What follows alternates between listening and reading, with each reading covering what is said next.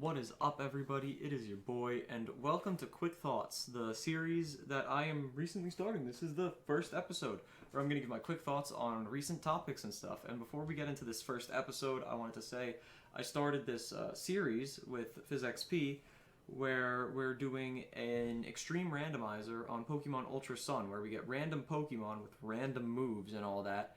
And the shiny odds are bumped up, and we have to try to get a shiny in each route and race to beat the game. And those streams have already happened. They're actually 2 3 hour VODs up on my Twitch channel, and those will be edited down into videos eventually, probably not anytime soon. So if you really want to get on that action early, streams will be continuing in about a week, maybe a little bit more. So join in on those. That's twitch.tv/yourboypantsx. Drop a follow and hit the bell so you'll know when the streams start. Anyway, let's get into quick thoughts. The first thing I wanted to talk about were the albums that were dropped a few weeks ago by Polo and Migos, being Hall of Fame and Culture 3 respectively. So, firstly, I'll talk about Hall of Fame, and I'll tell you what I thought about the albums. Hall of Fame was Polo G's album. It had a good chunk of songs, and most of them were really freaking good, like really good. And then the banger bangers were really good. Similarly to The GOAT from last year. I would say it's not as good as The GOAT from last year, primarily because The GOAT only really had one song that was whereas Hall of Fame had more songs, so a few more songs that were also and weren't really like good enough to be playlist worthy in my opinion. So I'll probably give that around maybe a solid like 8 out of 10. Whereas Culture 3, I've been waiting for Culture 3 for 3 years now, because Culture 2 came out in 2018, which is ridiculous. Migos, you should drop more frequently. Overall, I loved that album. There weren't really any bad songs, in my opinion. There were a few that were like, okay, this is pretty good, I'll add this to my playlist. But there wasn't anything worse than that. Except for in the deluxe, the first 3 songs were kind of But then the last 2 songs were incredible, especially the last one. That last song was probably one of the best songs in the whole album. Overall, I'd probably say that album was a solid 9 out of 10, actually. I enjoyed it a lot. I did enjoy Hall of Fame quite a bit as well, but it was really good, and the deluxe did help a lot too with those last 2 songs. So overall, both albums really good. If you haven't heard them, give them a listen. And for future reference, I will be doing this with other albums that I either think are too long to react to, I don't feel like reacting to, or I'm too excited to listen to them where I'm gonna listen to them right when they come out and instead of reacting to them and then give my thoughts later, which that's probably what I would have done with the off-season if I had the idea of quick thoughts before it came out, honestly, because I would have listened to that immediately, because, oh my god, I love J. Cole. No homo. And the next topic I wanted to talk about, I know, real smooth segue, right, was actually something to do with another content creator. He's kind of a smaller creator, so you might not have heard of him. His name is Ludwig. He only had like 270,000 subs at some point in time. That's not that many. And that's also on Twitch, by the way.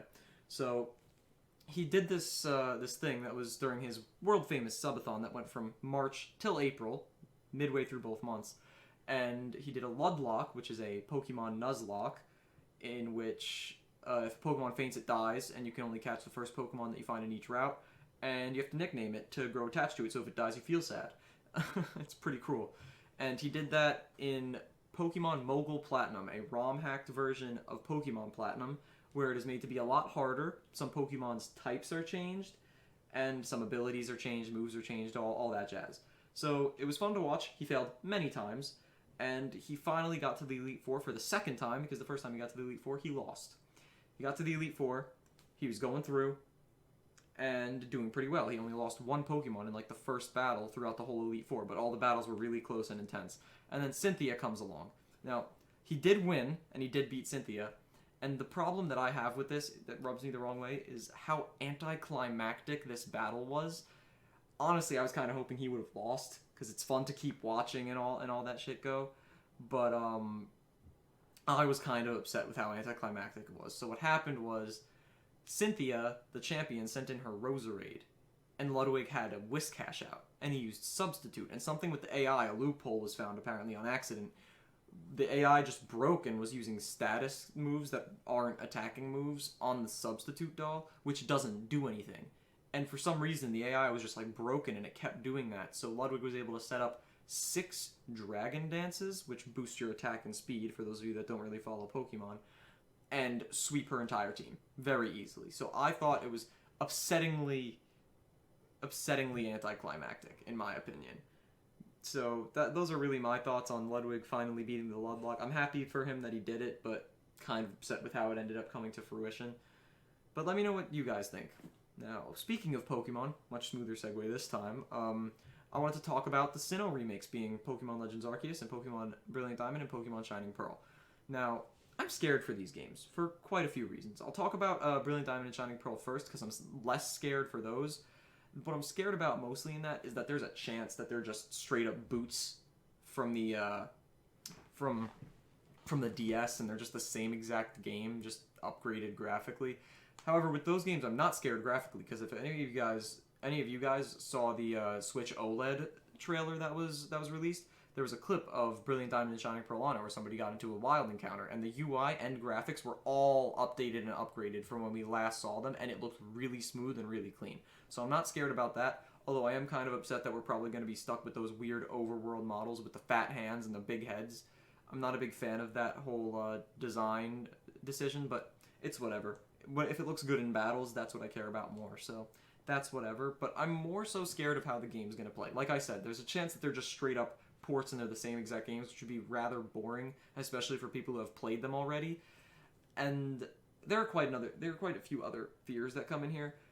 I'm scared that they might. This is barely even a fear. This is almost fact now. They might not put any Pokemon past Generation 4, like Unova, Kalos Plus. They're not going to put any of them in the game, and I am fairly confident that that's what they're going to do, which is very sad, and I'm not very happy with that decision. And that just, I just don't like that. I just don't like that. But that's what's going to happen. Now, there is hope that they're going to just start revealing stuff. There'll be megas, which I'm hoping, new forms for Dialga and Palkia. Or there's also a chance, which is honestly kind of what I'm hoping for, that they don't announce anything until the games come out, and then we get pleasantly surprised with megas and stuff and forms for Dialga and Palkia. That is what I'm hoping. But if they do announcements for it, obviously I'm not going to be upset. But that's my fears and thoughts about the fact that we've gotten no announcements other than release dates for Brilliant Diamond and Shining Pearl. Now, speaking of release dates, Legends Arceus. They revealed that the release date for Legends Arceus is going to be January of next year, which is soon, fairly soon. It's about 6 months from now. And I don't know how I feel about that. I'm kind of scared. That's what I'm going to say. I'm scared that those games are supposed to be coming out so soon in the near future. Because Legends Arceus, I feel like, has potential to be one of the best Pokemon games, if not the best Pokemon game of all time, if they just give it time. When they said early 2022, I was hoping for like June or May.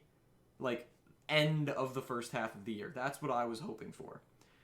But obviously that's not what it is. I hope they end up pushing it back because I have a really bad feeling that if they don't, the games are going to end up not being so incredible. I mean, the game. I don't know why I keep saying games. The game is not going to be so incredible, which, that upsets me. We also haven't seen any clips of Legends Arceus like we did with that Switch OLED trailer for Brilliant Diamond Shining Pearl, so we don't know what the progress is looking like. I think it's safe to say they're going to look better than what we saw in the original trailer with all the lag and the graphics looking... I wouldn't say mediocre at best. I would say they looked good, but they looked pretty good. But I have a good feeling that the graphics are going to look quite nicer than they did then, but that's not all of what I'm scared for, because we don't know what this game really is, and we don't know what it has to offer, other than the fact that we're trying to complete a Pokédex, or start a Pokédex, make a Pokédex. But we don't know what else it has to offer, so we don't know if they're just going to be like, go out in the wild and catch Pokemon, and that's it. We just have to catch Pokemon, and then nothing else happens. There's a chance that that's the case. We don't know. Game Freak's making it, so they're either going to make a banger game, or it's going to suck balls. We don't know yet how good the games are going to be. They might be bad. They might be incredible. That's what I'm scared about. The potential for the game is huge, and the fact that the release date is so soon, it scares me that they're not going to be able to reach that full potential, unless they've been working on it for way longer than everybody else is thinking and anticipating. But other than that, that's all I really have to say. Reminder, check out my Twitch channel. It's twitch.tv/yourboypantsx. Follow, hit the bell so you'll know when streams happen, and then you can join in for some of the streams while I race PhysXP to beat Pokemon Ultra Sun with lots of shinies. And yeah, that's all I really have to say for today. I hope you guys enjoyed the first episode of Quick Thoughts. Let me know what you guys think about the things that I mentioned today, and what did you guys think about this type of video? I personally thought it was rather fun to record, so let me know what you guys thought. Let me know what you want me to talk about in future episodes, and yeah, I'll see you guys in the next video. Deuces.